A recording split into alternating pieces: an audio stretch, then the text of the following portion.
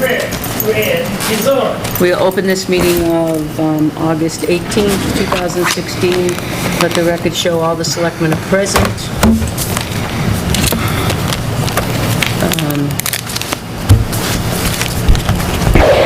Has everyone got this update in the email from Sue, Leslie Kidder, Saywood, and Lothman on the 2016 legislation update? Yes. I just want to point just a couple of things out on it, if I may. Something to just think about. The new update in the elections is absences by selectmen. Effective March 26, 2016, a new section, RSA 65821, was added to establish procedures when a selectman is absent from or unable to perform his or her duties on a state election day. If one or more selectmen are absent or unable to perform their duties and have not appointed selectman pro tem, or if a selectman pro tem is absent or unable to perform his or his duties for all or any part of the day, the moderator is allowed to appoint selectman pro tem to perform their duties.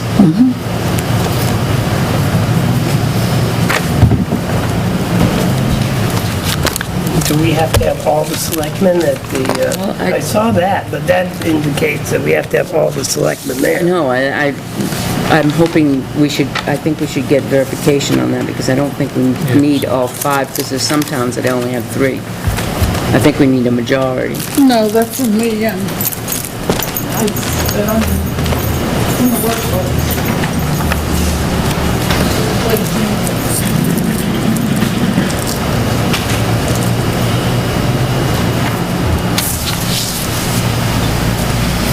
And there's a section on body-worn cameras that's legislation that's updated.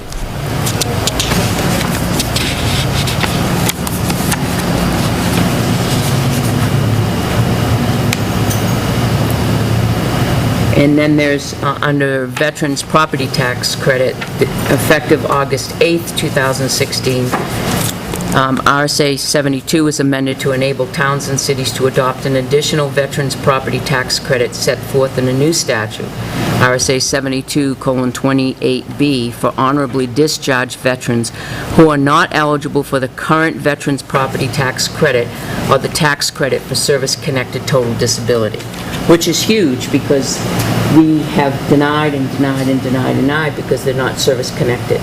So this would go towards that, but it looks like the town has to,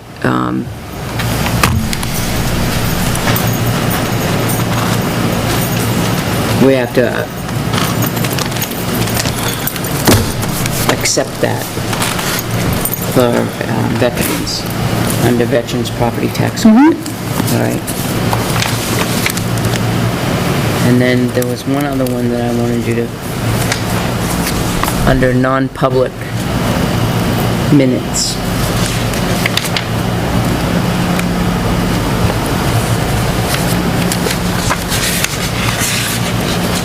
We should read it anyway. It's in our computers. There's a section on the right to know law, and it talks about the changing of right on under non-public minutes in the minutes of the non-public minutes. Effective January 2017, will require that minutes of non-public sessions satisfy the requirements for public sessions minutes, which are that the minutes must include the names of the members, persons appearing before the public body, a brief description of the subject matter discussed, and the final decisions. And also, under legal advice, remember, we always have this question.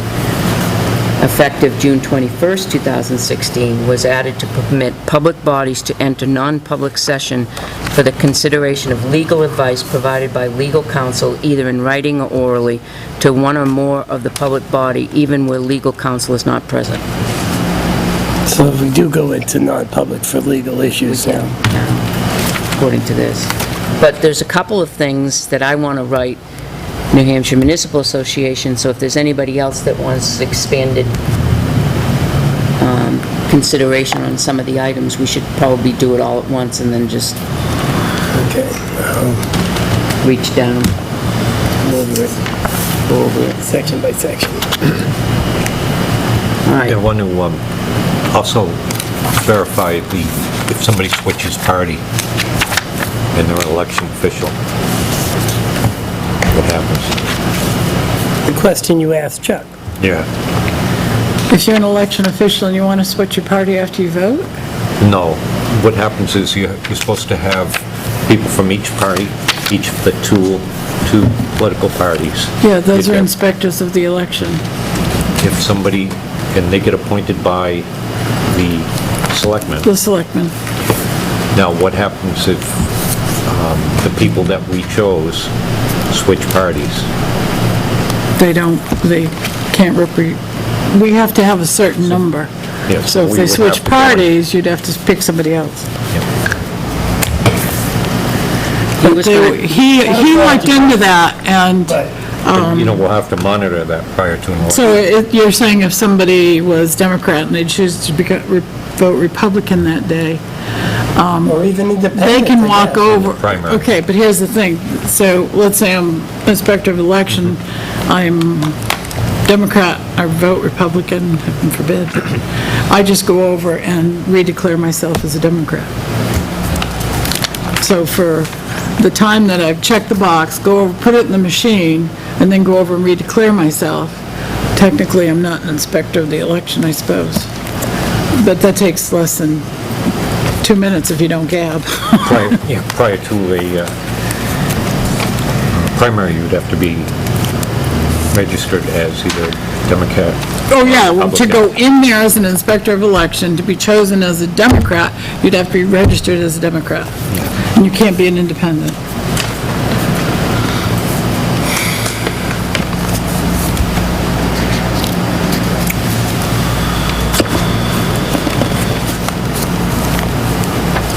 We have, do we have the FYI file and all of that? Okay, Peter's got it, all right. You looking for anything in particular? Just what we need to go over. The Tilton Northfield Water District Best Management Practices Training Session with Pierce Rigrod from New Hampshire DES. They're putting together a training session and would like to extend an invitation to us to join them. It will be a 3 5-hour block of time, 1 to 1.5 hours for the initial meeting, and then 2 to 3 hours for the on-site training.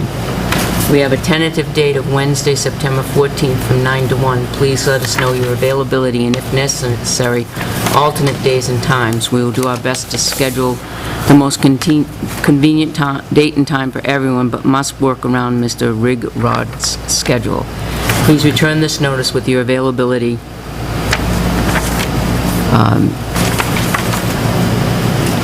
to attend, and alternate dates listed if needed.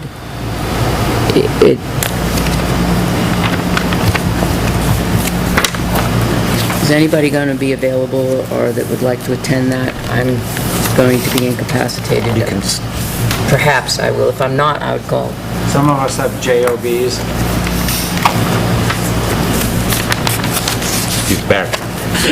Switch the hat. Back in the saddle again. As each selectman receives one, they get each other. Okay, so it's on a Wednesday, September 14th,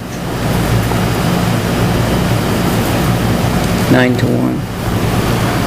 I'll mark it in my book, but I can't reply just yet until I know definitively.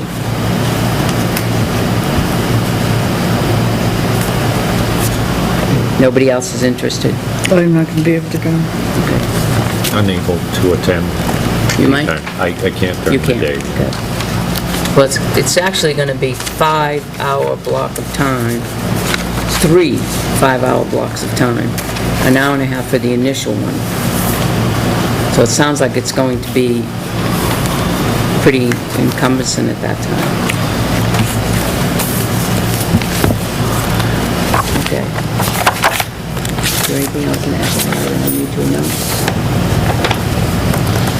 Okay. We all got Peter's highway report?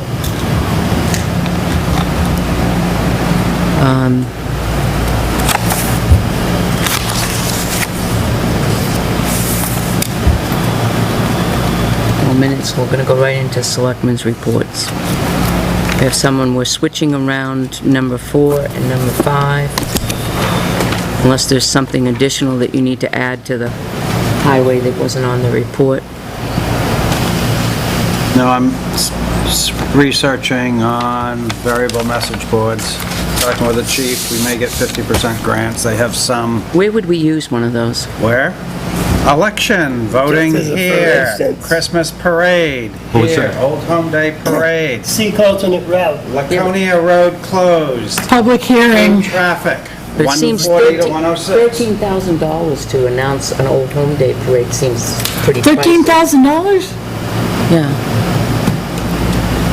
No, that's the total price, so cut it well, in even half. 6,000, it seems kind of pricey to, When we do... Is that a new one? Well, it's the other thing, when we are getting ready to reclaim a road, whatever, you can set it up to alert the neighbors of that. Well, see about the grant. It'd be nice to have one, but it is a lot of money. Well, the big ones, when you got accidents that shut Route 3 down. Oh, yeah, I can see uses for it. I can see uses for it. And $6,000. So Yep. every penny we could get off that, or a used one, or something.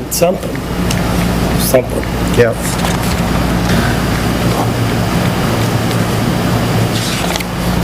I want one, I just don't want to pay for it. I know. I would like one, but I just, the price is kind of high. I can see some other equipment that would be needed in the highway to, other than that, but, okay, John, do you have anything to report? Nice job on the, No, Island. thanks to, Joe, did you see the paper? I did. And thank you Joe- very much Joe for talking me up, John, but I gotta tell you, I didn't do anything. You were the brains of that Joe- outfit, and I just showed up.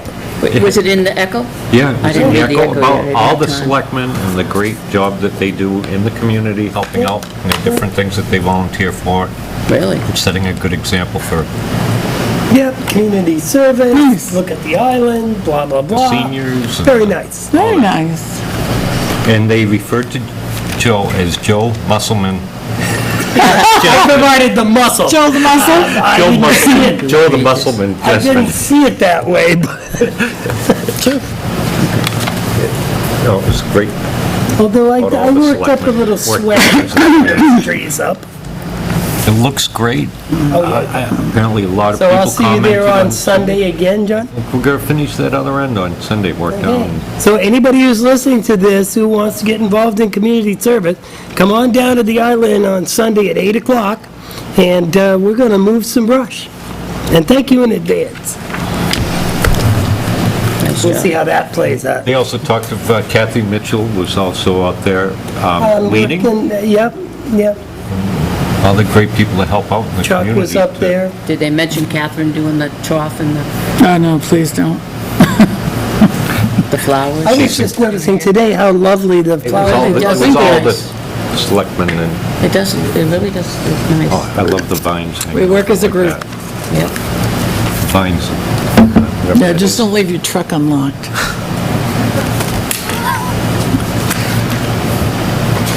Okay, we do have a public hearing right at 7 o'clock for Cruiser. We do have, do you have other things other than this to bring up? No, I just was going to ask Gail, I should have said something a while ago. The Secretary of State's office creates a book about this size. I think it's Elections Procedure Manual. Could you see if they have, 5 of them available, one for each selectman? And then they also do this little book. It's New Hampshire election laws. So everything you ever want to know about an election. Did you see that, Gail? Okay. That would be great. Thank you. Okay, and I'm going to read this letter at this time. Just from the Tilton Board of Adjustment to the Tilton Board of Selectmen. It is a well-known fact that in recent years, it's become increasingly difficult to find good and credible volunteers to serve on municipal boards and committees. Volunteers whose only goal is to serve the public and to honor local regulations in good faith. For years, this board has struggled to recruit and retain a full board of dedicated members as a result of the above phenomenon. As a quasi-judicial board, it is incumbent upon our members to follow certain lawful procedures, to research case law, and to use sound judgment based on evidence and fact when rendering a decision. This is especially critical when adjudicating an appeal for variance from current zoning regulations. Recently, the Board of Selectmen challenged our decision in ZBA's case 16-01, wherein relief was granted in the form of a variance by applying the criteria specified in RSA 674:33 to allow the owner reasonable use of his property. This apparently infuriated Selectman Dawson, who chose not to discuss her personal sentiments publicly at the BOS meeting on June 23, 2016, but instead distributed a scathing memorandum to the other board members. No discussion of the memo content ensued for obvious reasons. Accusatory and threatening in nature, the memo contained little or no evidence to substantiate a rehearing appeal to the ZBA. Puzzled and unable to draft a letter of appeal on their own, the BOS adopted to hire legal counsel, which had the effect of elevating the process beyond a friendly board-to-board exchange. It saddens us, despite our long-standing acquaintance with the BOS members and our appreciation for the responsibilities that they bear. Not one of them rose to verify the accusations and threats by Dawson. That being said, it seems the best way to resolve this matter is for you to consider this our formal notice of resignation by the below-listed members of the ZBA, effective on September 1, 2016. Now, normally in these kinds of things, I would just shut my mouth and just continue on, but I'm not. First of all, there was no scathing letter by Selectman Dawson. We are not Selectman Dawson's puppets. The Board of Selectmen researched this with our land use coordinator. It was determined that the variance, granting of variance, would also affect others that were not granted a variance, and we questioned and researched as much as we could. We then asked to have an appeal written. At that time, it was discussed, and we felt that we probably would get legal counsel to do that. It was not Kathleen Dawson's decision, it was the Board of Selectmen's decision. So, for those that are out there and want to know the other side of the story, it was research from our land use coordinator, who is a very, very educated and talented young man. Our lawyer advised going ahead with it, and we followed along with it. So there you are. Although we appreciate everyone and all of our volunteers continuously, every single week, coming and serving our volunteers, it saddens me that out of 8 years that I've been a selectman, that we challenge somebody's decision the first time, that they all say, sorry, I resign. It really saddens me that they didn't come to us, as they say we did not go to them. But in any event, we're looking now for some volunteers to serve on the Zoning Board of Adjustment. For those that wish to volunteer, please give us a call. Thank you. Anybody else have anything to say? No, but the official response to anyone that comes in to file for a variance or a special exception is not at this time. Right. And I didn't hear anything you said. Something about If official... someone came in and asked for a special exemption right now, we have to say not at this time because we don't have a zoning board of adjustment too, and they're the only ones that can do that. They'll have to abide by the zoning. Right. Yeah. So it falls back on the zoning. So if there's any cases that they don't get heard. And that's, municipal. Well, I'm sad that a misunderstanding has caused everybody to resign. That's too bad. What is the date of the election, does everyone know? September 13th, I Should be, believe. what, second Tuesday? Second Tuesday, isn't it? And it's the 13th. September 13th. It is. Okay, Joe, do you have something for us? I have not. Peter? I think I'm good.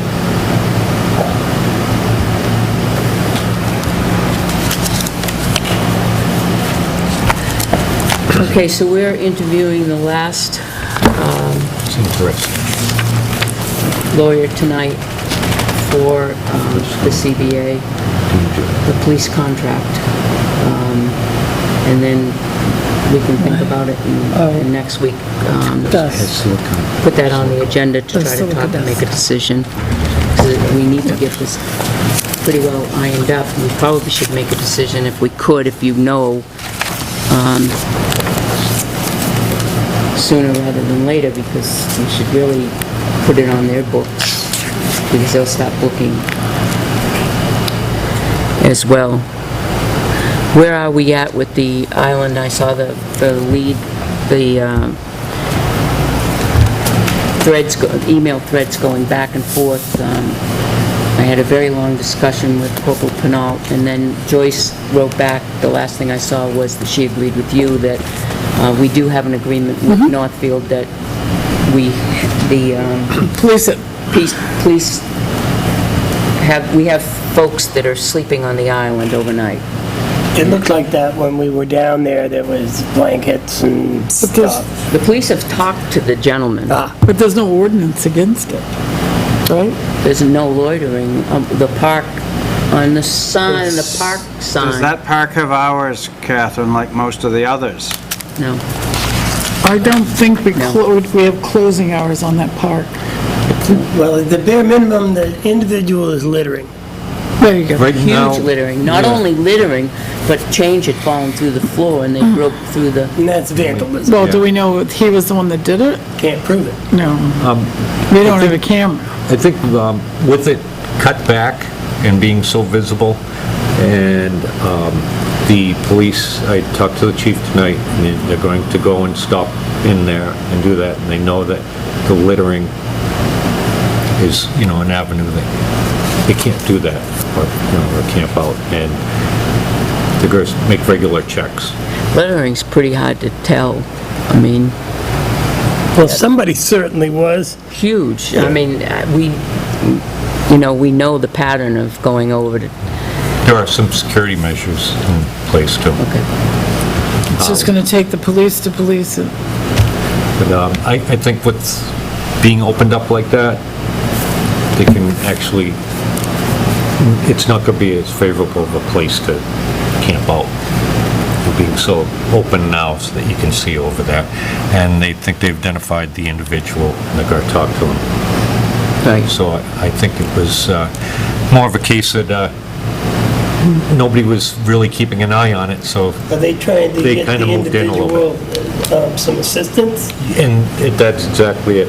They're going to offer some, assistance for getting some type of shelter. It's It might have been, going to get cold soon. so I think it might play out in the next week or so. We have a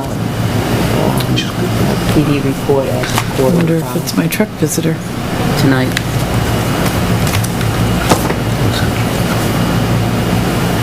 You got the PD report? Yep. Oh, well, good. At least we got it. So, It's yeah. Kim's classes. She was there for the week, right? Oh, okay. That was the week, That's my guess. and that's where they hold it, so where else are you going to stay?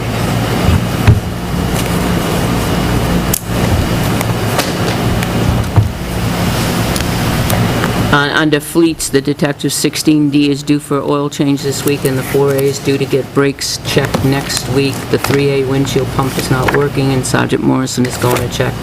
The 6C went in for inspection this week and failed. Sergeant Morrison will provide a list of needs for it to the board at the meeting. Where are they going? Did we tell them to bring them in a certain place? I don't know. Not to my knowledge. Guessing they're going to auto serve. For what? I'm guessing. That's not, Where are they going for what? Look on your We don't have it. report, chief's report, Where's that? Where is number 3. It's I don't in your have- email. Oh, My last email's from... hold on. Let me, 3:36. Gail didn't get it yet, so Yeah. she didn't forward it. Hold on, I will. Okay. Sorry about that. they I got it. can't incur debt without our approval. I'm gonna turn this thing on. Right here. I believe. It's dead. Okay, sent. What do you want to pull it? Yeah, just to see if it works, because it was plugged in. Maybe it wasn't properly plugged in. That's all it was. You need to borrow one? I'm not using mine now. Mine's full. All right. And if we could get a copy of the inspection report itself. All right, so everyone see number 3? That was the one, the 6C. Well, no, there's the 16D. Oh, here we The 4A is due to get brakes. Oh, which one The failed? 3A, the 6C went in for inspection. Come on in, sit down. Thanks. 6C went in for inspection this week and failed. Sergeant Moore will provide a list of needs for the board at the meeting tonight. Can we get the... Training, One thing that's important, to get the actual report of the inspection as opposed to general. so I didn't know if we had given a specific place for it Town to... clerk tax collector. One is the tax collector's Ask me. yearly meeting, and one is the town clerk's. Right. So I've done she's it. taking on her own to get it to her. The only thing I've done is work on the 3 big trucks. We should let them know that before they take cars in to be repaired, that they should find out if we have made arrangements to do that, and with what company. Right. We're sending cars into AutoServe to be repaired? We don't know where they're going, but he just said they just sent them in. He does have that discretion. If it's Just under saying. a certain amount. Yeah, but it's maybe an under certain amount, but once you get the car there, all of a sudden it's triple the amount. Under the circumstances that we currently have, we had talked about checking with various Right. places to see Places. what kind of a deal we could get. Right. So that's why I'm saying we need to let them know that really they should be letting us know to see if we've made that deal. Another option is, anybody considered approaching our former mechanic to come in on a Saturday and do it? He knows the vehicles. And it would be great to be, as a transition, when we get a new mechanic, it'll cost a lot less money. We don't have any Transporter tools. tools. That could ask, he has tools, to change brakes on a car, it requires minimal tools, very minimal, and very little time. However, if you take it someplace, it's a very expensive job. They make a lot of profit off it. And our former mechanic has been replacing brakes on those, has every single tool, knows it inside and out, and could do it. What a dealership now is, what, $125 an hour? 145, somewhere like that? I Outrageous. believe they have a book that basically a brake job on this costs It's X. $280 or Right, whatever. That's right. what it should take. And that's And what that's what it most- costs if they do it in a half an hour or 4 hours. Yeah, and that's what most shops are gonna be billing or giving you estimates by, I think. Yeah. All right, I'm gonna, Well, I'm just... we'll talk about it when the, Yeah, because he When may the yell, sergeant at me on the big truck. make a motion to go into non-public for RSA 91A:3, hiring and hiring of personnel. Second. Roll call vote? Yes. Yes. Yes.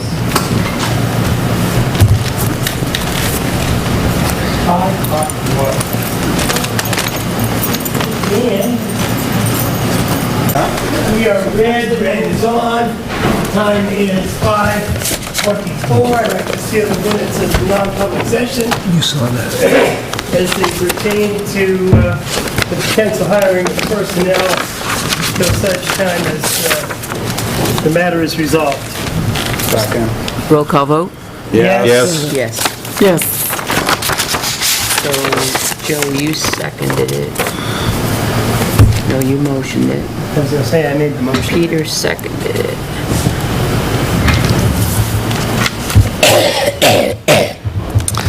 I don't know, my attorney interview stuff is, I hope it's in here. I have mine if you want. No, I had I already notes. know them, so. Is this Mr. Phillips? Yep. One particular question.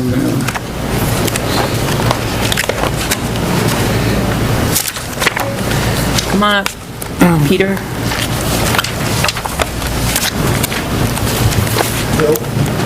Hi, Peter, how are you? So, nice to see you again. Yes, it's you. Well, let me introduce you to Selectman Peter Fowler, Selectman Joe Jett, and you've met Joe, and you've met Catherine Dawson, and Selectman John Scanlon.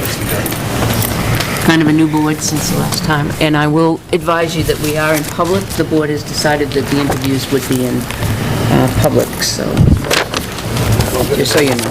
Detailed strategy. Well, we didn't tell Joyce, and she came into the party late on one of them, and she was asking questions. I said, excuse me, but we're in non-public. So, read your resume, obviously, Peter has done the last 2 contracts with us. So, why don't you tell us why you want to continue, or you feel that we should continue with you? Well, it's been a privilege for me to represent the town and the board in the last 2 rounds of negotiation. I think that the effective negotiation was definitely the best into the town and the citizens of Tilton. I think the last 2 rounds, we made progress in cleaning up some language that needed to be cleaned up. I think they were fair contracts for both the town and the union, and the fact that both the board of selectmen and the town voters ratified both agreements, I think that's a reflection of successful negotiation. In my experience, if one side or the other would get a kind of agreement, that always nice means that their negotiations weren't successful. And I think the board can be pleased with the way that both those negotiations played out, and I'd like to work with the board again in the second round negotiation. I have taken a look at the contract that I normally do before I meet with the board to discuss representing the board in negotiations. And I think that the progress that's been made in the last 2 rounds in terms of cleaning up language is almost pretty much done at this point. So I think the focus this round would probably be on economics and health insurance. And I would anticipate not a lengthy process. Of course, it always takes 2 to tango, and we don't know what the interests of the union are at this point. And I would still need to meet with the board and then meet with the chief about, I think it's happened over the last 3 years that people want to be addressed in the current language. So obviously that's a key thing that has to be done at some point prior to meeting with the union. All things considered, I think it should be a fairly smooth process, and I've had a good rapport with the police union representatives. I'm not sure whether Ron Scotch is still representing this group or not, but again, I'm going way back with Ron, and I think we've been able to work on business like together, take care of matters quickly, and you have to have those channels of communication with the union representatives, and I have that with Ron. The other representatives of the police benevolent association, as I think it is to call. Again, it's been a privilege for me to work with the town to this point, and I'd like to do so. Allow me that privilege. The significance, Peter, of the PELRB and in your experience with the PELRB to negotiations and contracts, can you explain that a little bit to the board? Yeah, the RSA 273A is the New Hampshire collective bargaining statute, which was passed, I believe, in 1973. And that law pretty much governs everything we do at the bargaining table. It's somewhat analogous to the National Labor Relations Act, which was passed back in the 30s and 40s. I can't give the exact dates on that, but it was passed in the 70s following a very bitter teacher strike that happened down in Timberlane. And this statute pretty much governs the whole process from parties exchanging requests to bargain. Well, actually, to back up, actually, it governs how unions need to form, and it calls for a secret ballot election for unions to be certified. Once a union is certified, after a secret ballot election administered by the State Labor Board, there's a bargaining order that's issued by the State Labor Board to the public employer, in this case, which is down in Tilton, and this happened probably, I think this group was certified in 07, I believe. Right. So you're going for almost 10 years now. It's going to be back really until we get a lengthy relationship. Under that order to bargain, the public employer is obligated to negotiate over the terms, conditions of employment, other than those which are given exclusively to management. And that's set forth in the statute, what those things are. Typically, the right to manage your affairs and determine policy for the town. But when it comes down to wages, hours, other terms and conditions of employment, those are subject to negotiation under the statute. And so the law provides for notification of request to bargain. It's 120 days prior to the budget submission date, so I believe your budget submission date is February 1st or thereabouts. Your traditional union. Right, So, right. we like those. A lot of these SQ2 towns, that's a whole other animal. So your deadline for notification is October 1st, thereabouts. And I oftentimes advise public employers, towns, to, if you have an interest to negotiate, the statute by all means provides for the town to give notice to you, we want to negotiate, we have interests that we want to address in our relationships that are set forth in the contract. Often, most of the time, the union will file or send a letter, request a bargain, but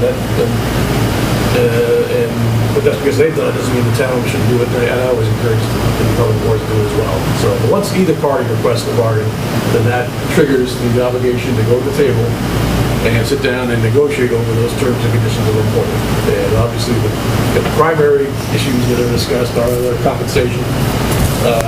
Certainly from the union standpoint, they're always interested in a raise. And from the town's perspective, you've got to try to save money where you can on the health insurance. You may have some managerial interests that you want to address in some of the language. Police contracts, over the years, I've found there's a lot of language about shift selection, overtime rotation, and those types of issues, scheduling type stuff. And you've got to be careful that the language that you negotiate on that is clear, express, and you avoid grievances. Because I think a lot of the grievances come up in the police context that tend to be, I should have been one call for that overtime shift, or I should have got that paid detail. And if you can negotiate clear and express language to avoid those kind of disputes where everyone knows what the rules are, then that's better for all concerned. And I really think that part of my role as a town negotiator is to keep the town out of trouble with police grievances. And those tend to run around those types of issues, those day-to-day assignment type issues, relating to who should have called, or who should have filled that position, or who should have got that detail. I think that's what I gathered in the last few years, the last 6 years, there haven't been many issues along the line. At least that's kind of my attention. So, but I'm always interested in going into any negotiation, just knowing exactly what's been going on in the last 3 years, for current agreement, to know what interests not only the board has, but also the chief and the management team with the police department as to where they think we need to fix things. Because it's always an evolving relationship. As the new issues come up, new personalities come into play, you've always got to reassess what has to be done. Do you anticipate you as the prior contract negotiation, do you anticipate this to be a lengthy discussion, or do you anticipate this to be a few meetings, a lot of meetings, or? I would anticipate this being, as time goes by, the longer you develop that relationship, it should be less and less. I mean, the first contract always takes the longest because you really start from scratch, but I think now, coming up in your fourth contract, and given the relationship that, as I see it, has matured to the point where you've got a certain amount of trust, I think, between both parties, that it should really just come down to a few meetings. It's hard to always estimate, so you never know really who's going to be running the show on the union side. Because the leadership can change, and personalities can change, and that can create New ideas. But that aside, I feel that this could be settled in a few meetings. I really do. I looked over my records from the last two rounds, and I think in the end, we actually had a meeting. I was surprised it was actually 8 or 9 meetings both times. But a lot of those, the longer you go along, the meetings, you're narrowing the issues as you go along, and I think some of those last few meetings were rather quick. We were just kind of wrapping things up. So, but I think they were both very good negotiations overall. I think both parties felt they got a fair shake, fair deal. And again, I always go back to whether the voters actually ratified the agreement, and I'm pleased that in both cases that they did. And that doesn't always happen. It could be quite frustrating to spend so much time at the bargaining table and ultimately the other board is saying no. But I do think this board, as compared to a lot of the other boards I've worked with and school boards I've worked with, really has a good pulse on the corporate committee as to what you can accept. So I do rely on that. The way I approach this part. How many years have you actually been doing negotiations and contract and? Well, I started in New Hampshire in the early 90s representing the International Brotherhood of Police Officers, which I believe is still in existence, but it's no longer really active in New Hampshire. Some of the folks that are now active representatives for the New England Police Officers are former clients of mine as a union counsel. I set up an office in Hampton, New Hampshire. I did a statewide labor law practice for the IGPO from I set the office in 94, and I did that until 2003. And I was negotiating contracts with most of the big communities in the state, Portsmouth, Nashua. I did a little work in Manchester, but they ultimately left that to go up north. Lebanon, Dover, Rochester, a lot of big departments that were IGPO locals. And I represented them in negotiations with public employers. And then I went into 2003, I was hired by the State Labor Board, the PLRB, to be their hearing officer. And I was very fortunate to have gained that experience for 3 years, hearing cases not only relating to the formation of bargaining units, but one of my principal roles was to hear petitions on forming a bargaining unit. A union will come to the labor board and say, we want to form a union with these positions. And oftentimes, the public employer will dispute that description. They'll say that's not an appropriate bargaining unit under the statute, and it should either be less positions or more positions, and that could create a whole host of other issues about whether or not you even have enough people to form a union. You have to have 10 or more in the statute to form a union. So I would decide those cases. I also serve as counsel to the board itself on matters involving unfair labor practices. I didn't touch on whether the statute not only is it established the bargaining obligations for public employers and public employee unions, but also establishes what the consequences are for violating law. Say, if you negotiate in bad faith, if you violate a CBA, that instead of say unfair labor practice under New Hampshire law.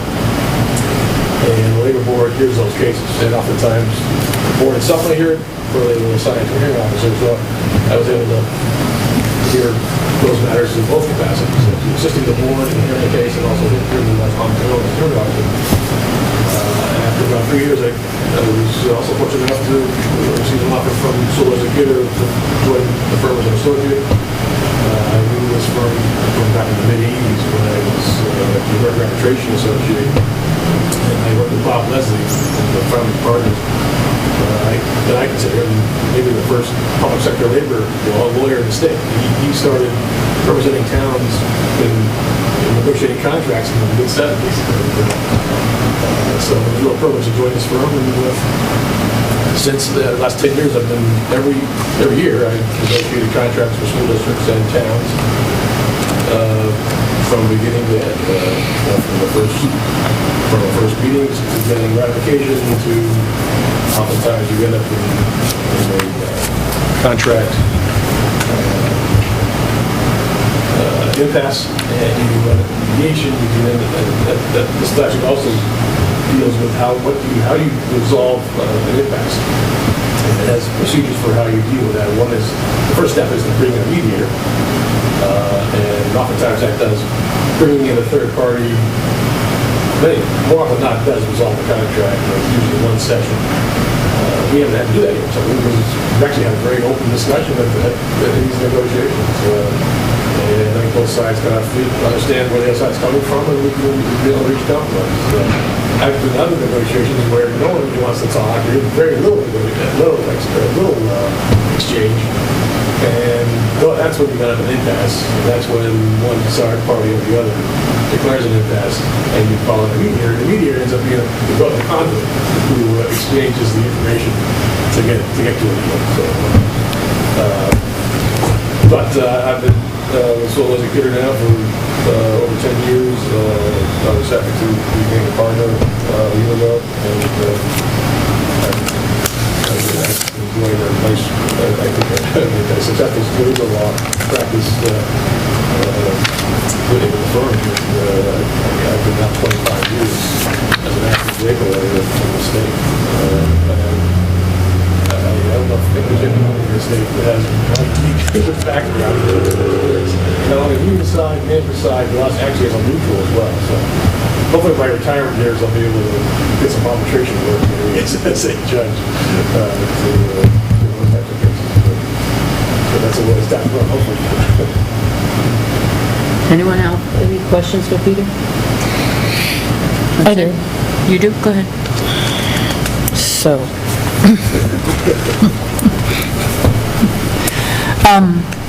you stated earlier that you felt that the language of the document is pretty good.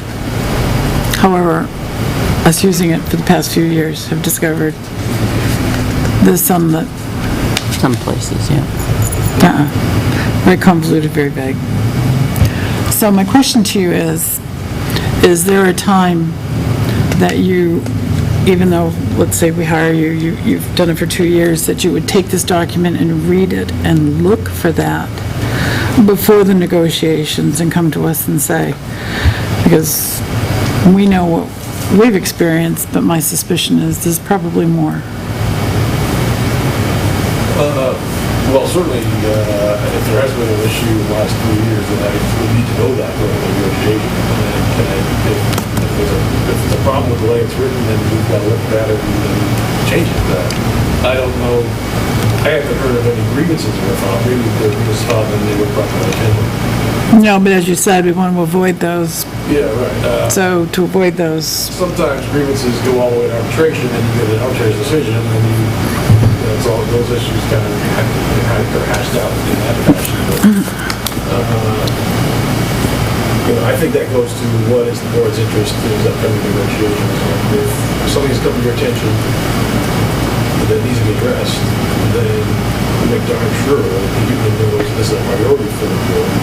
And I've done this many times.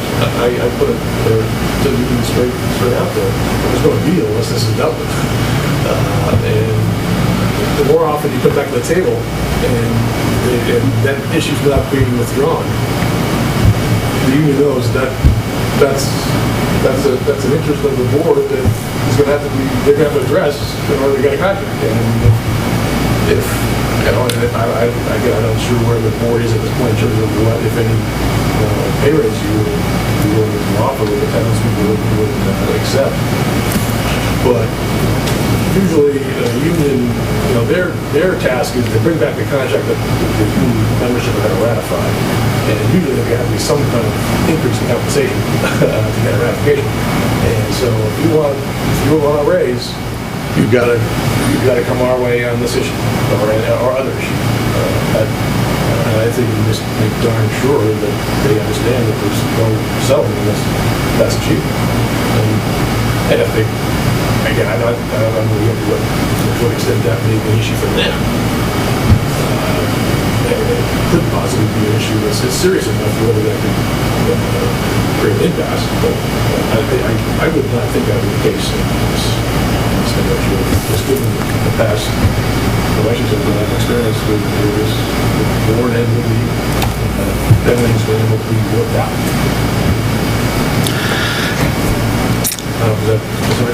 No, that's good. So, question number 2. We contract with various agencies, attorneys to do tasks for us, assessors, auditing, negotiations. Some people have said and would say that sometimes it's time to get fresh eyes, new eyes, to look at contracts, documents, auditing, assessing. What do you think? Do you think it's better to get fresh eyes or not switch horses in the race? Well, good question. Obviously, Maybe 2 outs. negotiating the last 2 contracts, I don't think it's making a switch at this point. But why? I would say this, again, with all due respect, and I'm sitting in this chair, hoping that I would even have the privilege of representing the town in negotiation. But I do think there's value in the long-term relationship and having someone familiar with the history and having someone who's familiar with the way the language has been developed and negotiated and knows the players. And unless there's a compelling reason to switch, I wouldn't think there'd be a reason to switch. Particularly in this business where it's all about relationships, it's all about building up that rapport over time. A new person would have to, again, learn that history somehow. You see the face of the language, but you're not necessarily familiar with the history of it. And you may know some of the players on the other side, but not at this table. Again, not just about 2 contracts, but I hope to represent every public board as I exist to represent. I hope to represent them for many years, and I think that's in the best interest of the public board, because I think that stability will ultimately benefit the town. Having that representative who has the knowledge and the experience with that contract and with the representative. Okay, That it? I'm good. All right. Everybody else? Well, I have a question. It's 25 years, it's a lot of contracts to be going through. I'm sure you run into a lot of different situations. Do there seem to be trends that you notice over the past couple of years that might be, even without getting into what they are, but that might come up? Are you predicting that there might be certain things that the union's kind of pushing for, and especially changes in health insurance? Well, health insurance is always a hot topic, and I think that that's got to be a priority for the board to do anyway. And the real migration now in health insurance is over toward the prescription plans, the high deductible plans. And I believe that the current health coverage in the town current office is going to be at least quite expensive. I don't have the exact figures, but I think the board should consider And the Cadillac tax, that has been delayed until 2020. I don't know if It's 20 or so, yeah. I had looked at the issue whether or not this town, you don't have 50, you still have 50 or less full-time, less than 50 full-time employees, so most of the penalties under the Affordable Care Act are not going to apply to the town. But I haven't actually found any clear-cut answer to whether the Cadillac tax ultimately would be applied to the town. But be that as it may, I would still look at negotiating language that would protect the town in the event of the Cadillac tax being applied. And 3 years out, that's, if you go through a contract, that's going to be into 2020, so you got to be careful about that. As far as other trends go,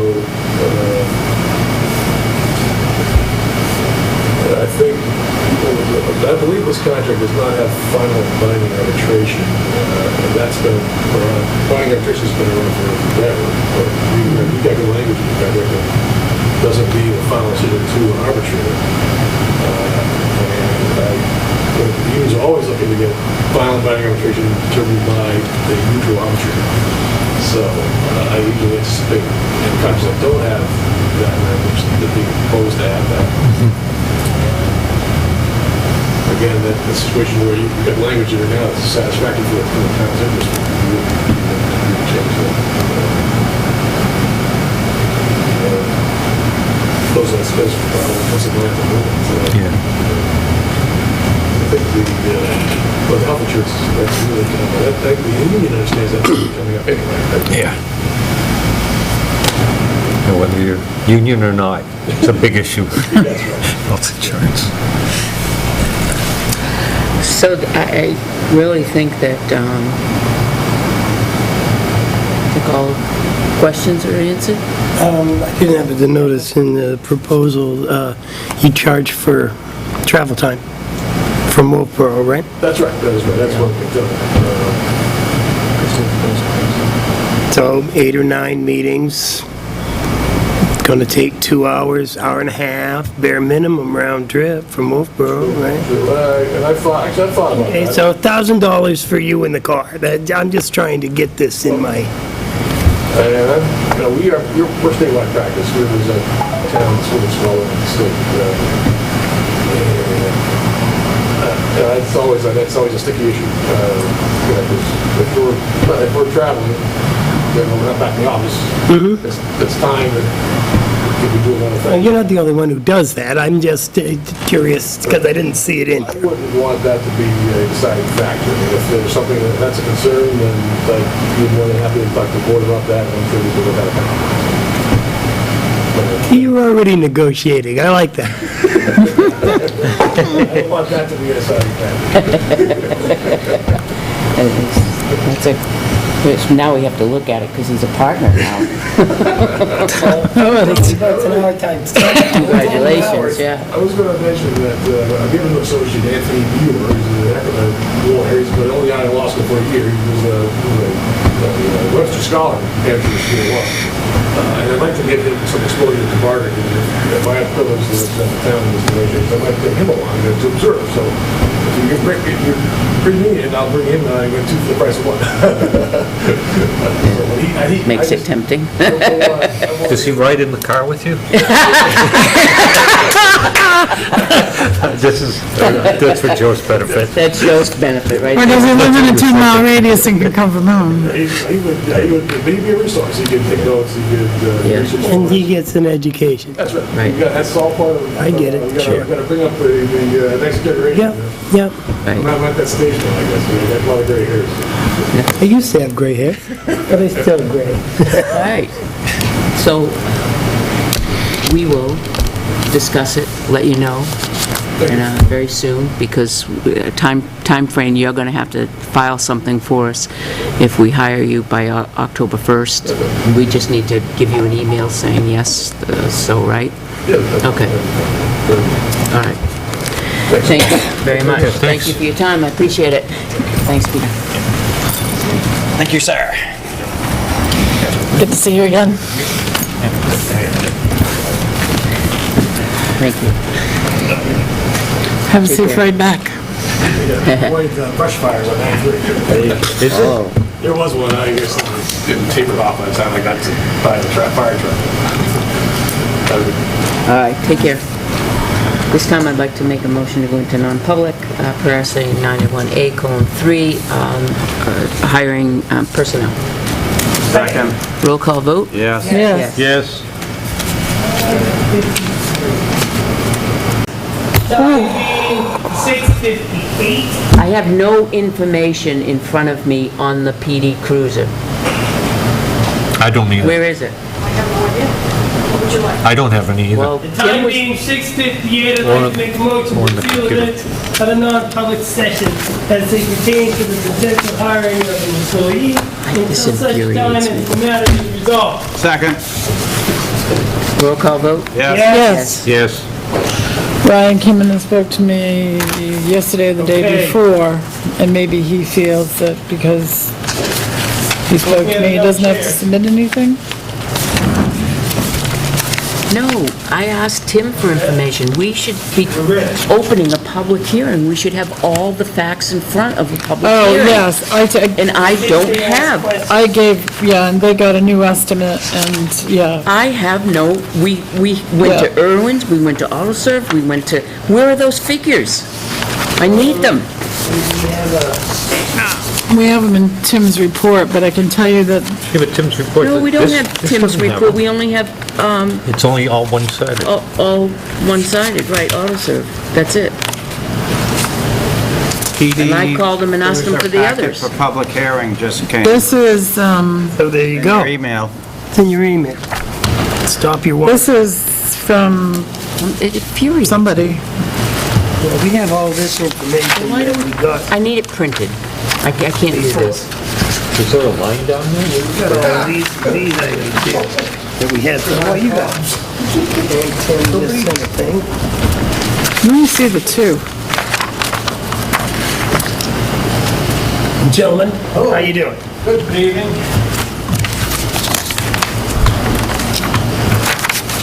I only see 1 and 2 in this one from last week. Huh?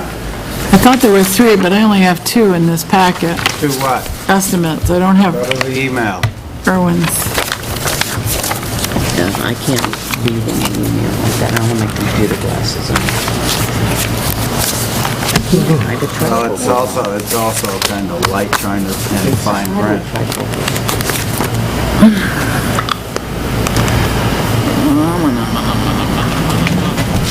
He's waiting on the printer, so it's coming up in a printed version. That's what he says? What he said.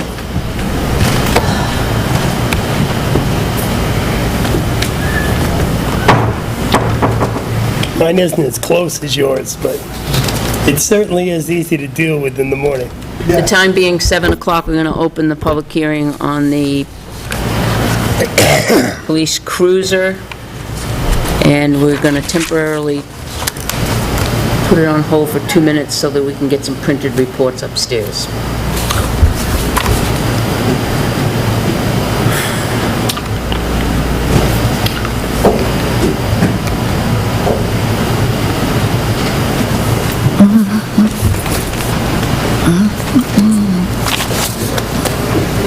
Can I have one, please? I've opened the public hearing. Thank you.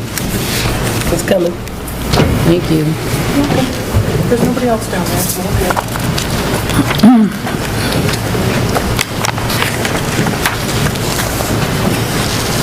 Thank you very much. Hot off the presses, all right. The purpose of this meeting is to let the public know that we're purchasing a cruiser from the police detail fund.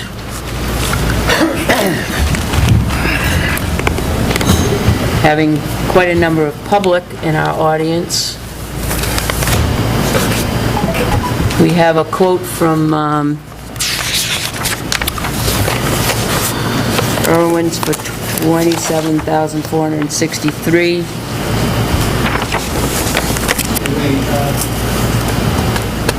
If I may, Chair, step me through how this is organized, if you like. Did I read the wrong figure, Tim? No, not at all. I just wanted to point out that on the cover... I'll turn the meeting over to Tim. I just wanted to point out that all the pages, the supporting pages are marked. And the front cover has a legend of which pages are which. That's all I wanted to point out. Go ahead. Finish it. That was it.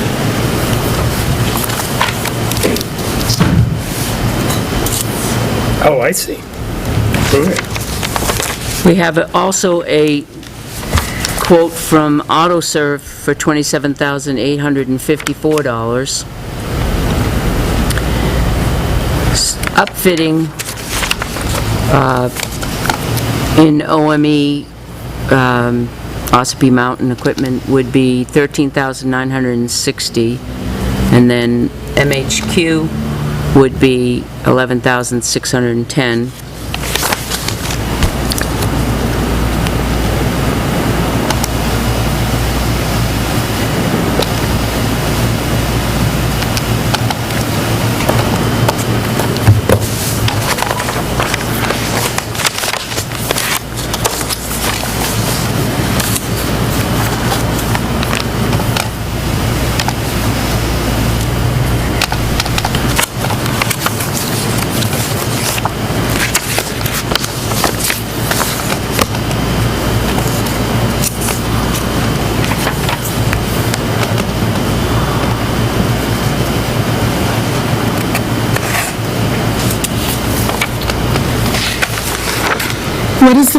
What is the amount of money that's proposed to be removed from the detail fund for the purchase of a cruiser with all the bangs and whistles and accoutrement? $10,170. Well, it's dependent upon the final selection of what you select and what the lease price is. But, Well- based on what's written here, the recommended proposal and the recommended lease and all, it's going to require $10,173 removed from the special duty fund.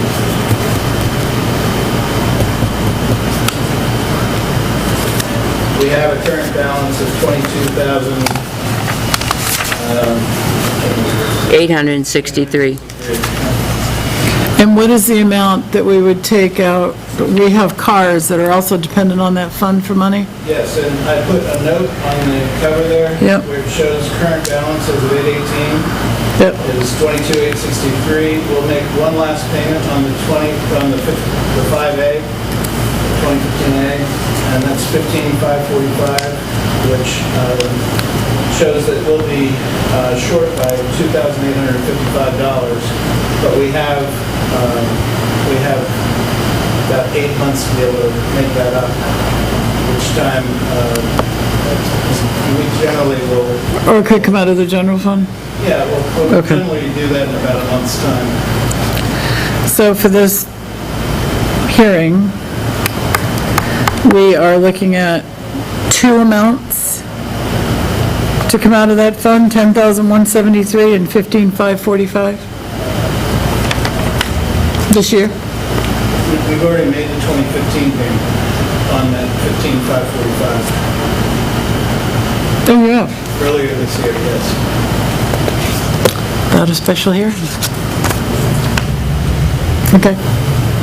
So the only money that will be coming out would be the $10,173. Why, I noticed on the top you chose your proposal, but I asked specifically for a package including the other person that quoted a vehicle that answered our bid.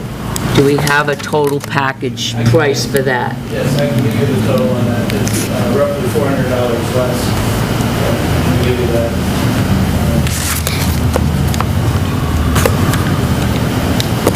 You were asking about why we're going with another bid on those. The same package except the where we buy the vehicle from. Right, that's what I mean, because when I looked down below, we didn't go with a low bidder. No, we didn't. They're just making an assumption that we would pick that one. I would if it matched the other one. Otherwise, I Why would we spend $400 more to get it Right. up there as opposed to Laconia? $400 is $400. Right.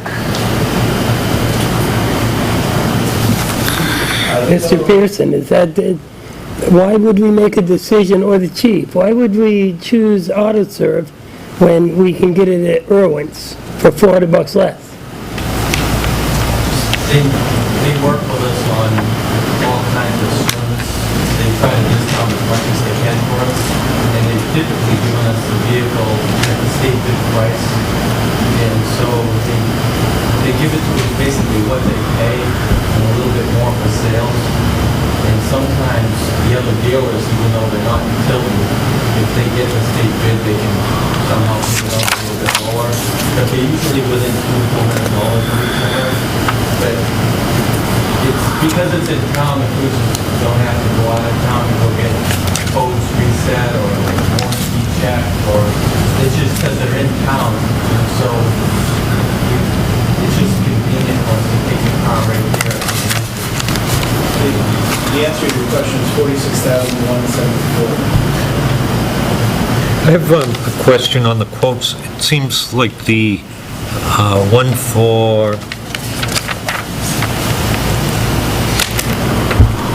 the AutoServe does not include the 21P option for $145 and the 47C for $115 that's on the Irwin one. The other one, the 21B, which is the backup camera, is standard, so I guess it probably comes with it anyway. It's not listed on the AutoServe. Okay, so if you unless I look can find it. on the Irwin, you'll see a 21P for $145. It's a rear wire harness, as well as 47C, which is the front wire harness. We're going to pay extra for those in the other car? Or we don't need them. I mean, either they should be off of the Irwin or onto the AutoServe. I'm thinking, yes. I know the vehicle that comes with the back. Yeah, that's the 21B.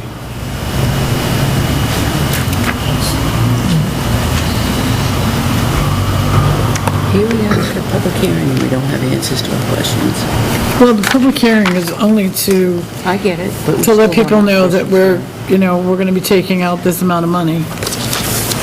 It really does, the rest of it doesn't pertain to the public hearing.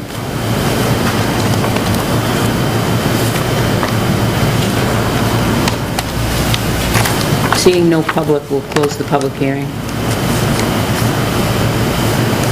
That's, We'll continue with the discussion on the vehicles.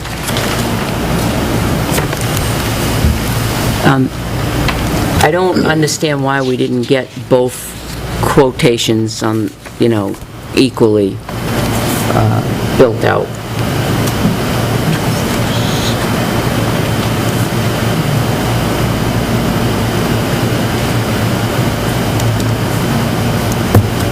Because it changes on the bottom, $46,174 changes down the bottom of what we're taking out of the police detail fund. And it changes the current available budget line after we take it out. But if I may, the leasing portion is based off of an estimate of 46.7.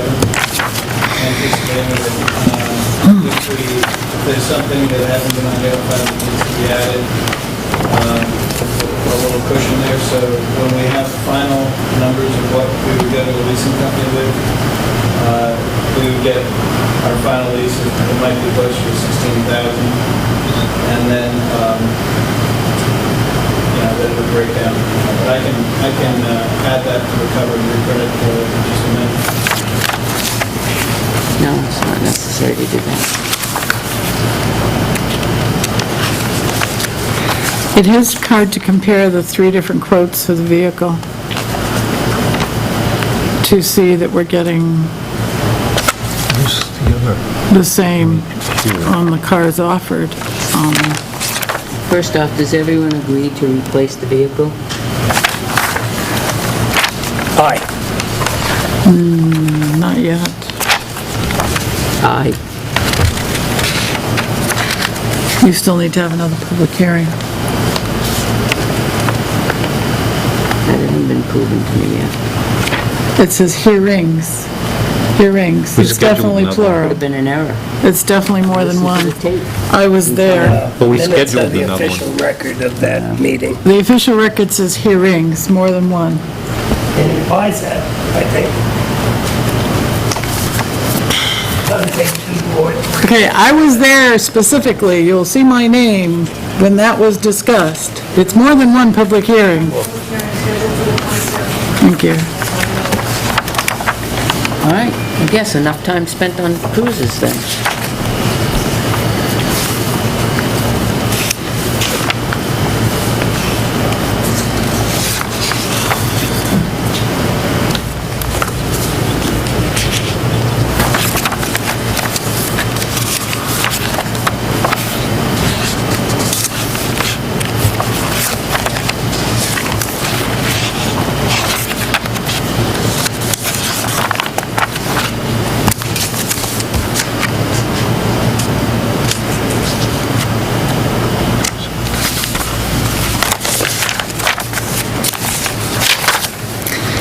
The proposal for the computer in the car, is that U21 and U22? Is that the current? This is, okay. Is this the removable, That's correct. or is this in the case where it's not removable? It's not, it's the removable. This is the removable. But you can still lock the removable. That's correct. Right, it could be locked, It can be a non-removable removable. right. Why would you still want to continue the discussion on this if you don't know whether you want to buy a cruiser? Because hopefully if there's some unanswered questions next week, they'll come with the answers. Well, I would say we want to check on the, as John brought up, the front and rear wire harnesses, because that's about $260. So what is it? Included on Irwin, it's not listed on AutoServe. When I sent the request out, it was a list, just attached to the email, so the list hasn't changed. And then, so we all got the same list of quotes, and then we asked to give us an additional quote of spare tires, spare rims, so we could cut the, for the possibility of doing a set of winter tires separate from the car. Irwin's is trying to push the Ford Sync Bluetooth system onto us, so we drifted it at the time. NHQ, the way I understand it, they want to leave this in bulk, so they don't really custom order what we exactly want, so they can make it exactly the deal, it does something. They just put us kind of price on what they have already.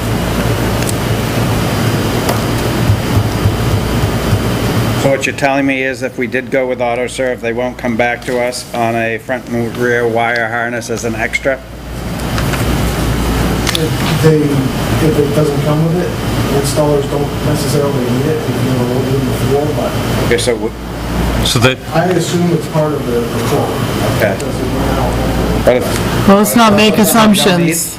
Let's verify it for next week. I've been told by OME when I was working with them that they can somewhat cut down on labor, but they were the highest quote. if we're not, so the actual price, if you subtract those, would be $27,203 for Irwin.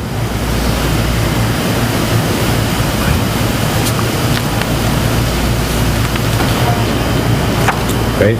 So because we're not asking for that option of the 47C and 21P. Again, it was requested, I assume it's part of what came back. It was missing from, So- ours.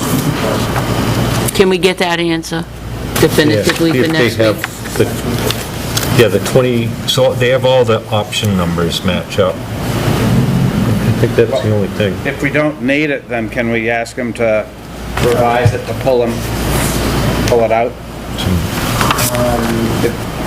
You tell me, I don't know whether we need it or not, that's why I'm looking at, if it saves on labor, I'd be all for it, but, you know, I'll check to see if it's in the code already or not. so if we're gonna go with, you're gonna talk with MHQ, since it appears they're the one we're gonna use? I was gonna talk to the officer about those missing items off the list. Right.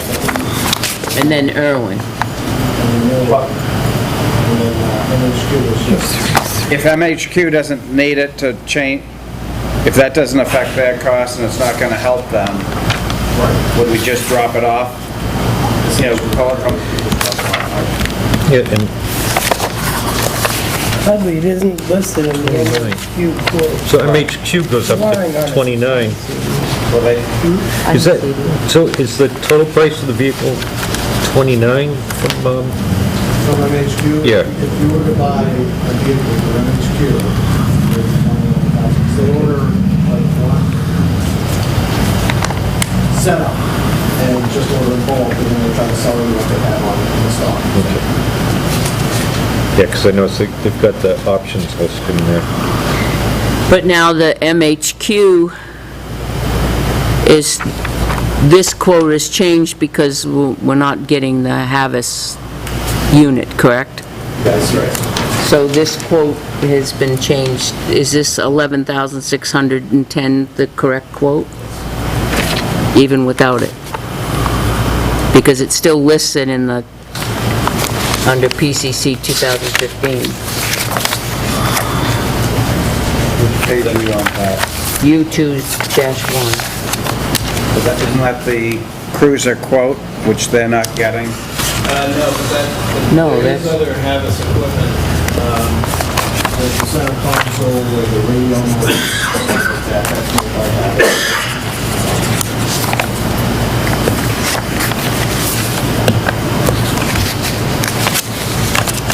So this MHQ quotation that we have right now is the updated one, correct? Correct.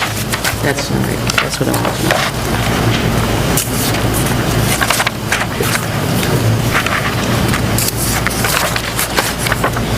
I noticed that one of these cars is black and white, and the others are black. The white is a vinyl package, and that is probably 91A vinyl wrap.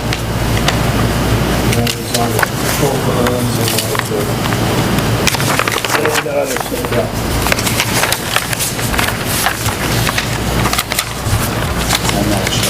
Pretty expensive for a vehicle, isn't it? Yeah, let's try it. $50,000, almost $50,000. Well, that's what I'm beginning to, I see. yeah. Different order. That's just the looks of vinyl wrap. And in 2 years, it's rendered useless. Pretty much. Now, these things are made as police cars? Well, if they're made as police cars, why would they charge you extra to disable the windows and the locks? Why would they just not put them in, because it's a police car? Because eventually, they go back out to the civilian market, and you're gonna have all that equipment put back in it. I see. So do we get these parts and pieces that we can keep and... They used to include them in the trunk for the ground bags. Thanks. Someone would have to install them. You can't use the child-proof locks there, that they can't open them from the inside, you have to do it from the outside. So are we including the tough book or not? No, Okay, that's what I thought. Is there, it's the, under technology, yeah, it's, the first column is what we're recommending. Where's that? right, 6201. The other two are just two other options that we're not selecting. One is going with a Havas ICS with a more laptop in the trunk, similar to what the configuration is in the 580. And then the other would be just looking at putting a ruggedized laptop in the front on a mount. so then what I saw yesterday is the 6201, and that includes the laptop? Everything except for the printer in the drawer.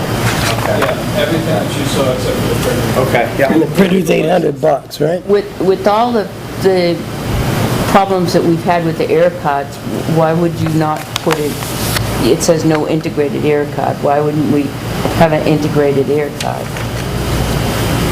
It says Panasonic Toughbook with mount, no integrated air card. In other words, you can't, there's, that particular system, you can't put an air card into.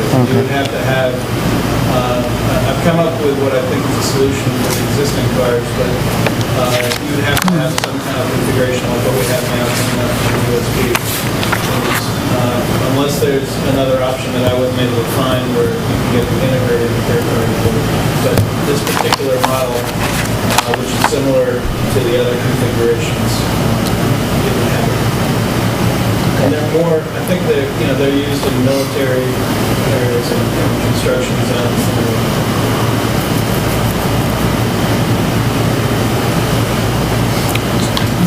So there's no competitors that just use like a PC MIA slot? So that it's actually the air card's internal, or it slides into a slot as opposed to a USB? You'd have to find a organized laptop with one of those cards. I haven't seen one of those card slots in a long time. I know I did some searches, and there are a couple manufacturers that make them. So my preference is to go to having a wireless connection within the vehicle, and then having that like a hotspot, which is actually an antenna to the roof, so that there is no physical connection between the laptop. So you go with like a Wi-Fi transmit, as it like a Wi-Fi transmit hotspot, Yeah, and then pick up on it. But to secure it properly, we Yeah. can broadcast. It was just prepared for that one. Yeah, you can't. Especially when the vehicle's moving around. We have to jump into that. That's what I'm planning to try in one of the existing vehicles, particular problem vehicle that we're having. So I can do that with the existing equipment we have. So if that goes to, use that to go to a hotspot via Wi-Fi from the tablet, couldn't you just get a SIM card for the tablet and just run direct? Well,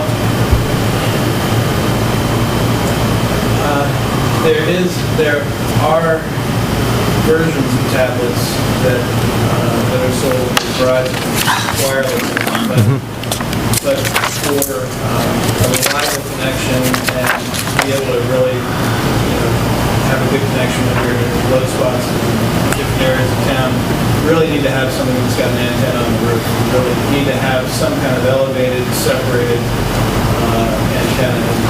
Typically, those that are built in for tablets don't have that. So then you're dealing with all the other interference within the car itself.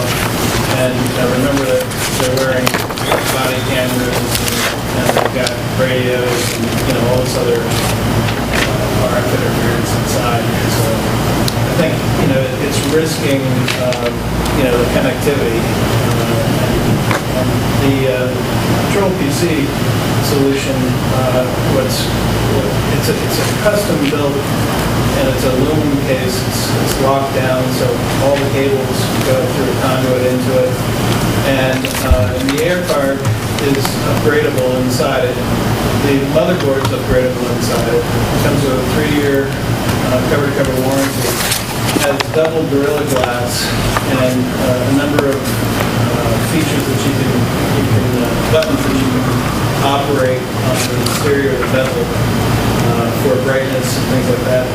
But what's great about this is that even though the air card is a card built into the system itself, it's running out of there into an antenna on the roof.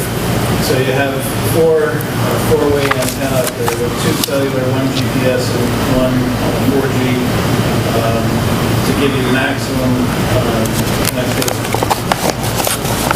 So So that's, and that, I think, is really the majority of the issues that we run into, is the reliability of the connection. Because still, even if you drive around, I'm sure if anyone has 4G LTE access to Verizon, you're not going to get a signal everywhere you go. And so the switching between 3G, 4G is also an issue sometimes that drops. So that the more we can do to get us the strongest, most reliable signal, which to me is the antenna on the roof, and this is a more powerful air card that's built into this. So it's not going to stop Verizon, Motorola that they give you get police agencies now. It's an upgraded component, so it seems to be the best of both worlds.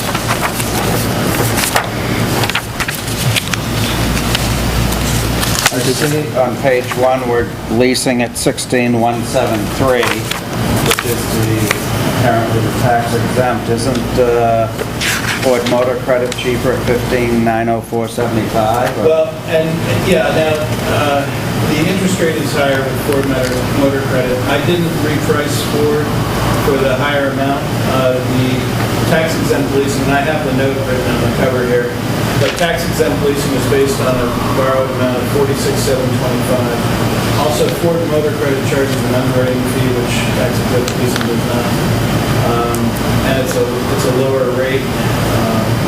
And I figured it was going to, based on what I gave you last week, in comparisons, it's going to save us about $1,300 in payments over the life. L1 will?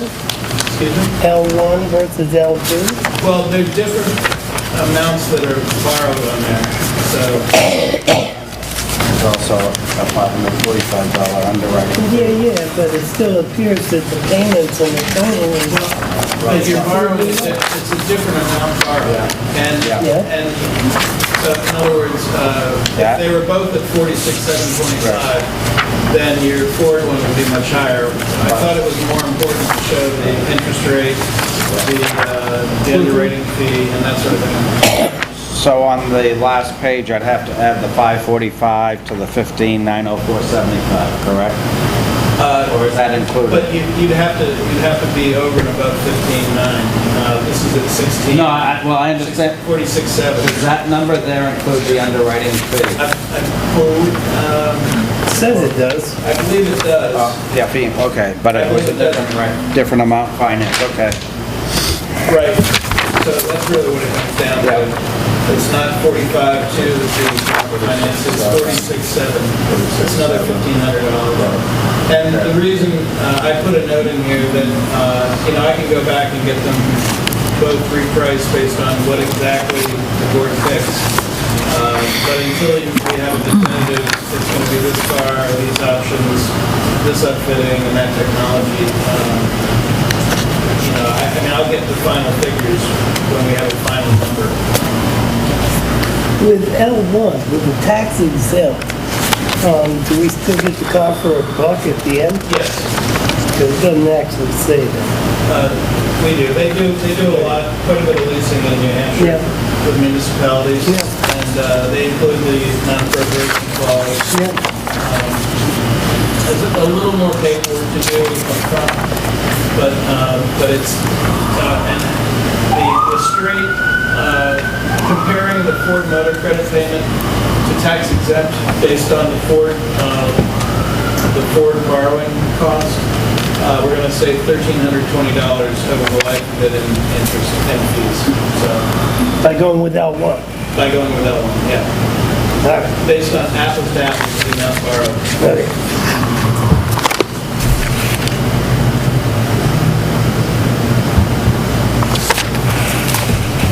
Anybody else have any questions?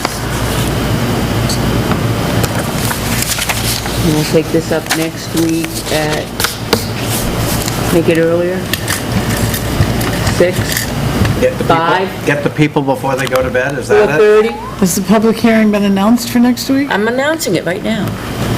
It's been This advertised. is what I'm discussing right So, now. that's my question, it's been noticed. It's been What noticed. time was it noticed for? No, there you go. Who noticed it? Joyce last week. We had to do it at night. Both at the same time?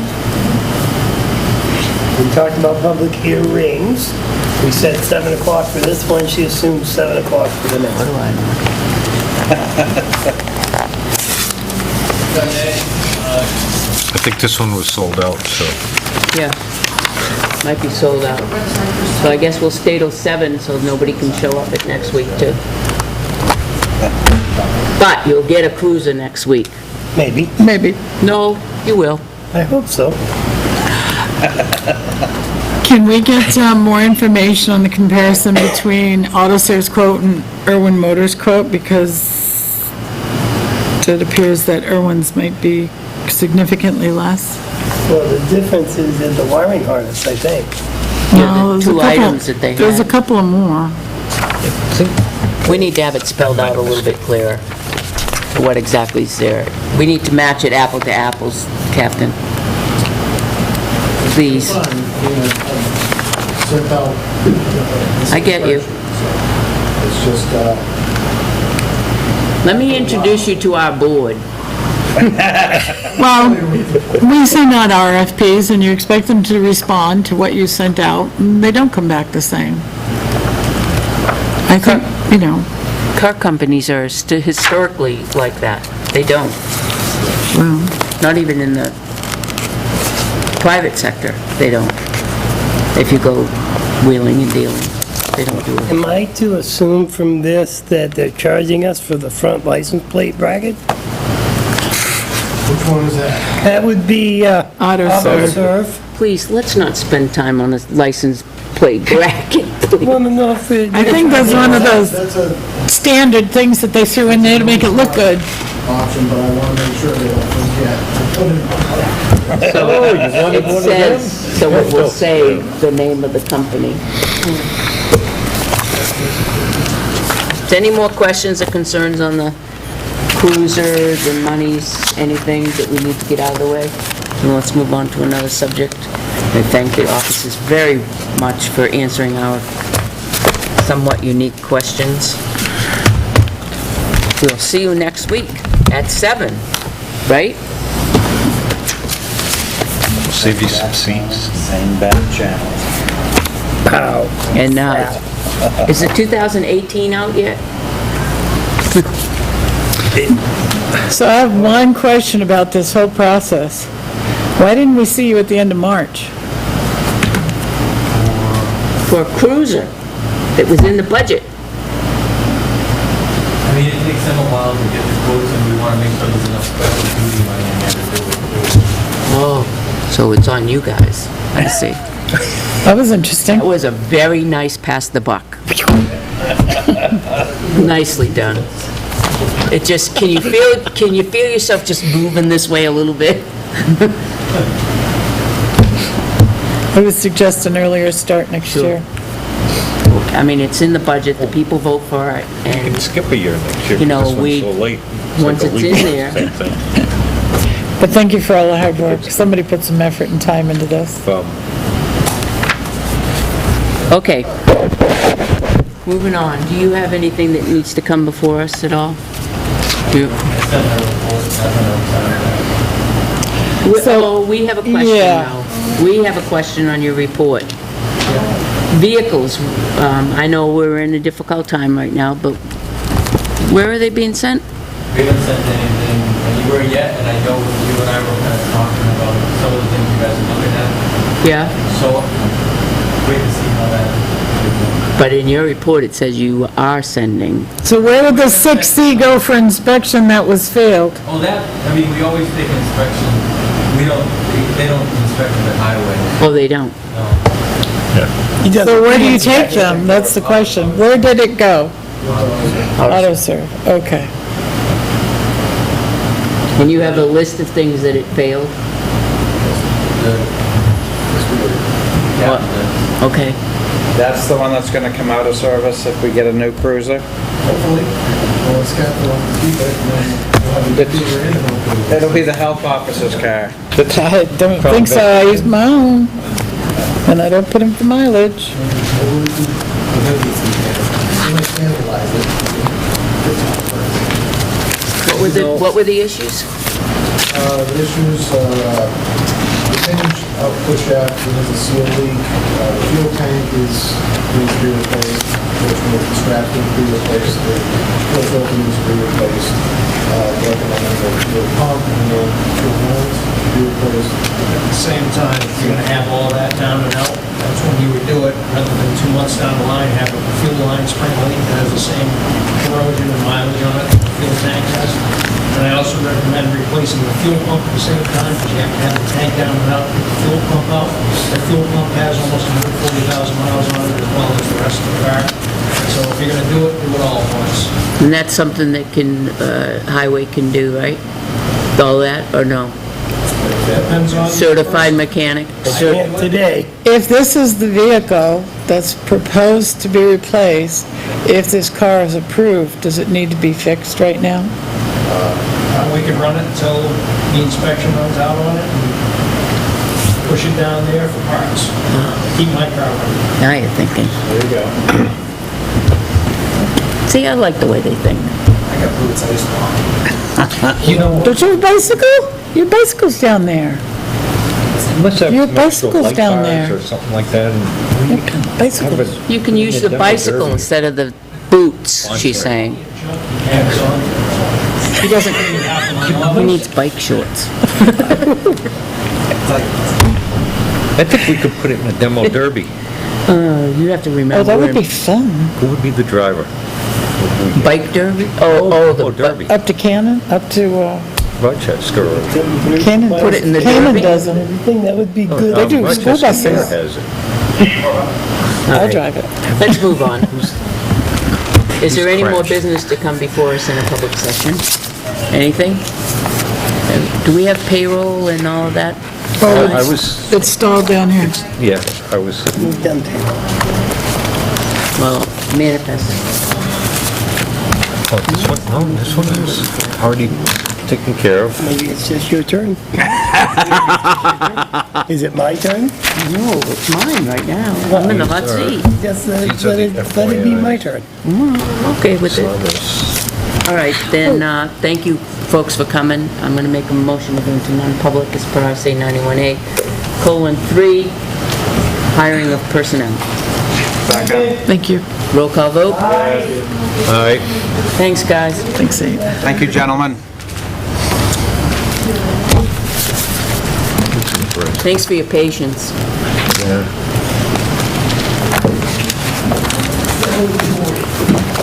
I've never brought 'em here. It's on. This time I'd like to make a motion to seal the minutes of the non-public session as they pertain to personnel permanently, as they pertain to the potential hiring of personnel, and legal matters until those matters are decided. Second. I've been doing Roll this for call 6 years, but Roll call vote? Yes. Yes. one last thing, Madam Chair. Yeah. Motion to adjourn. Second. Second. All those in favor? Yeah. Oh, man.